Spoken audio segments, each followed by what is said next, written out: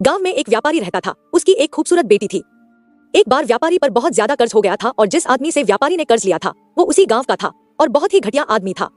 व्यापारी उस आदमी का कर्ज चुका नहीं पा रहा था तो उस आदमी ने सारे गांव वालों को जमा किया और व्यापारी के घर पर जाकर व्यापारी से कहा कि अगर तुम मेरा कर्जा दे नहीं पा रहे हो तो अपनी बेटी की शादी मुझसे कर दो। यह सुनने के बाद भी वह व्यापारी चुप रहा क्योंकि वो मजबूर था और ये सारी बातें घर में बैठी उस व्यापारी की बेटी सुन रही थी। थोड़ी देर के बाद उस आदमी ने गांव वालों और व्यापारी से कहा कि ठीक है, मैं एक थैली में सफेद और एक काला पत्थर डालूंगा और इसकी बेटी को थैली में से कोई एक पत्थर निकालना पड़ेगा। अगर सफेद पत्थर निकला तो मैं कर्ज भी माफ कर दूंगा और इसकी बेटी से शादी भी नहीं करूंगा, लेकिन अगर काला पत्थर निकला तो कर्जा तो मैं माफ कर दूंगा मगर इसको अपनी बेटी से मेरी शादी करवानी पड़ेगी। व्यापारी की लड़की इस बात के लिए राजी हो गई और सारे गांव वाले भी। उस आदमी ने थैली के अंदर सबके सामने 2 पत्थर डाले लेकिन बड़े ही चालाकी से उस आदमी ने दोनों ही पत्थर उस थैली में काले डाले थे और यह व्यापारी की बेटी को दिख गया था कि थैली के अंदर दोनों ही पत्थर काले थे। अब वह लड़की सोच में पड़ गई थी कि मैं जो भी पत्थर निकालूंगी वह काले ही पत्थर होंगे और अगर काला पत्थर निकला तो कर्जा माफ हो जाएगा, लेकिन मुझे उससे शादी करनी पड़ेगी। और अगर मैंने सारे गांव वालों को यह बता दी कि इस आदमी ने थैली में दोनों ही पत्थर काले डाले हैं तो कर्जा भी माफ नहीं होगा और यह आदमी आज नहीं तो कल मेरे बाबा से बदला जरूर लेगा।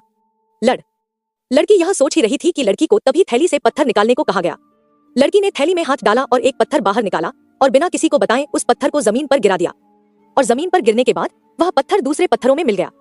तभी लड़की ने सबसे कहा कि अब कैसे पता चलेगा कि मैंने जो पत्थर निकला था वह सफेद था या काला था। लड़की ने कहा थैली में जो दूसरा पत्थर है उसे देखो, अगर थैली में सफेद पत्थर है तो मैंने काला पत्थर निकाला था और अगर थैली में काला पत्थर है तो मैंने सफेद पत्थर निकाला था और थैली में तो सिर्फ काले ही पत्थर थे। और सभी गांव वालों ने यह समझ लिया कि लड़की जो पत्थर निकली थी वह सफेद था, इसलिए व्यापारी का कर्ज भी माफ हो गया और उसकी बेटी को उस आदमी से शादी भी नहीं करनी पड़ी। जिंदगी में इंसान कई बार मजबूर हो जाता है और उसके सामने जो हालत होती है उसे उसी के हिसाब से चलना पड़ता है। इस कहानी से हमें यह सीख मिलती है, जब भी आप मजबूर हो जाओ और मजबूरी में आपका कोई फायदा उठाना चाहता हो, दो इनोसेंट मत बनो बल्कि अपने दिमाग का इस्तेमाल करो।